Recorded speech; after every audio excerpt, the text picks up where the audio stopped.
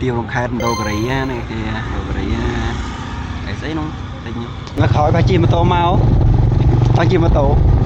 bạn ăn lên bạn chờ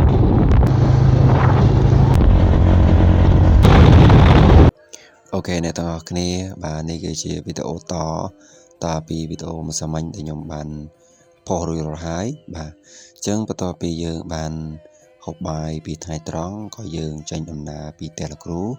ទៅដល់ទីរួមខេត្តអញ្ចឹងណាហើយយើងក៏ទៅដល់ហ្នឹងក៏យើងឈប់នៅកន្លែង CE ដើម្បីនឹងទិញទឹកទិញអីអញ្ចឹងណាទិញកាហ្វេទិញអីនាំទៅកន្លែងទឹកជ្រោះបូស្រាអញ្ចឹងណាគ្នាយើងបាទនេះគឺជារោងមូលមណ្ឌលគិរីហើយបាទនៅក្រុងសែនមនោរម្យអញ្ចឹងណាគ្នាយើងបាទយើងក៏ចូល CE មួយផ្លែតដើម្បីទិញរបស់របរអញ្ចឹងណាទីរួមខេត្តមណ្ឌលគិរីអញ្ចឹងណាយើងទៅចាក់សាំងចាក់អីអញ្ចឹងយើងចូលទុកទឹកហើយយើងក៏ចេញដំណើរទៀតទៅទៀត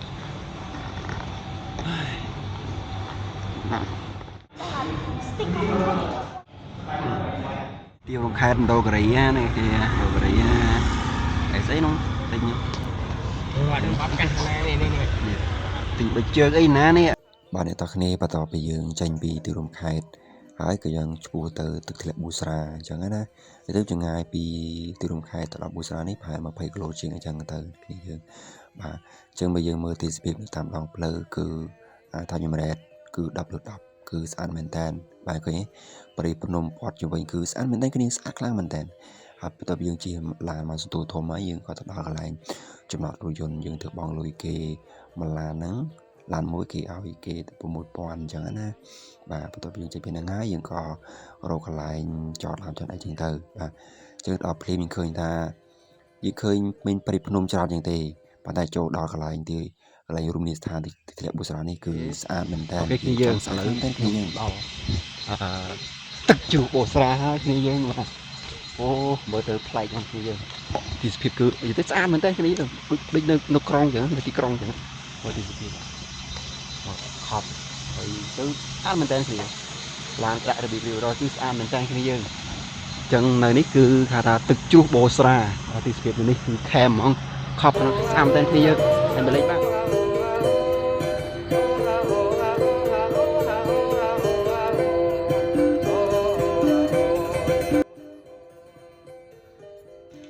ដូចអ្នកទាំងគ្នាបានឃើញក្នុងវីដេអូអញ្ចឹង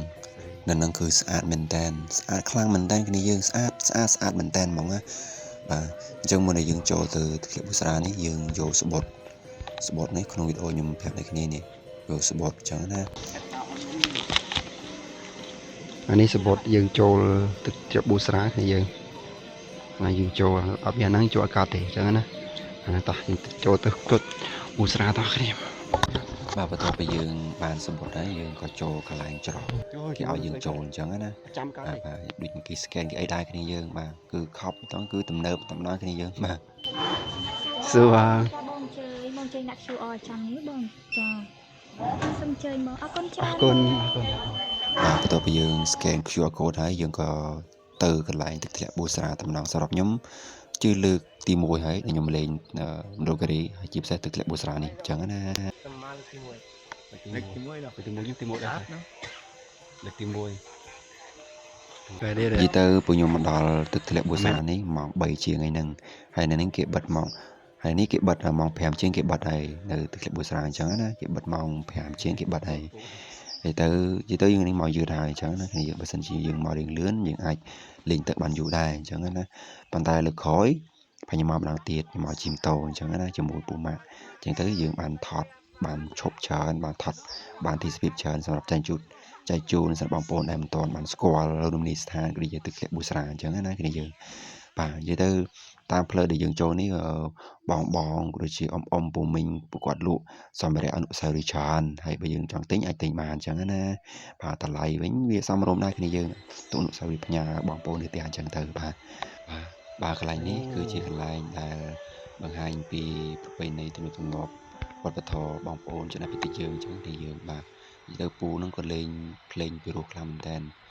ព្រោះមែនតើណាភ្លេងគាត់ទៅភ្លេងព្រោះមែនតើហើយនៅនេះក៏ដាក់រូបភាព តំណាងឲ្យបងប្អូនចំណាប់តិចយើងអញ្ចឹងណាគ្នាយើងបាទតែគ្នាមកនេះយើងឃើញហើយមកដូករីមកទឹកធ្លាក់បុស្រាឃើញគាត់លេងបាទបន្ទាប់ពីយើងចេញពីពូដែលគេភ្លេងហ្នឹងហើយយើងចូលទៅខមទៅទឹកធ្លាក់បុស្រាតែម្ដងបាទនេះយើងវីដេអូនេះសូមរៀងវែងតិចហើយអញ្ចឹងណាព្រោះខ្ញុំចង់មកឲ្យអ្នកគ្នាឲ្យស្គាល់ឲ្យបានច្រើន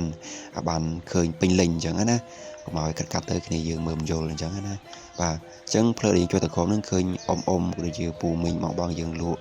តាមជួរតែម្ដងគឺអាចថាគឺមើលទៅរបៀបរៀបរយស្អាតម្ដងគ្នាយើងបាទស្អាតមែនតើហើយនេះឃើញក្នុងវីដេអូហ្នឹងហើយប្រកបលោកជួអញ្ចឹងណាបាទគឺខប់តែម្ដងគ្នាយើងស្អាតមែនតើបាទយើងឃើញថានៅទឹកធ្លាក់ប៊ូស្រានេះឃើញបងឬជាពូគាត់រៀបចំអង្ក្រេតថ្មីអញ្ចឹងណាបន្ថែមទៀតឲ្យស្អាតជាងមុនអញ្ចឹងណាបាទអញ្ចឹងនេះបងប្អូនគ្នាបាទនិយាយទៅទឹកធ្លាក់ប៊ូស្រានេះវាមាន2ដំណាក់កាលអញ្ចឹងណានេះដំណាក់កាលទី2ហើយឃើញទេវាជ្រៅខ្លាំងតែគ្នាយើងជ្រៅណាបាទនេះទី1ឃើញនៅលើយើងអាចងុយបានយើងអាចលេងបានអញ្ចឹងណាអាដំណាក់កាលទី2មិញហ្នឹងគឺជ្រៅខ្លាំងមែនតើវាចុះក្រោមវាចោតហ្មងគ្នាយើងបាទអញ្ចឹង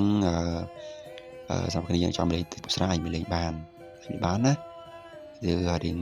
ឆ្ងាយដែរពីក្រុងបន្លំមកយើងអញ្ចឹងពីពេញមិនរៀងឆ្ងាយដែរខ្លាំងមែនតើអញ្ចឹងណាអូខេអញ្ចឹងអញ្ចឹងយើងទៅលេងទឹកជាមួយខ្ញុំទាំងអស់គ្នានៅទឹកជ្រោះប៊ូស្រាទាំងអស់គ្នាតោះ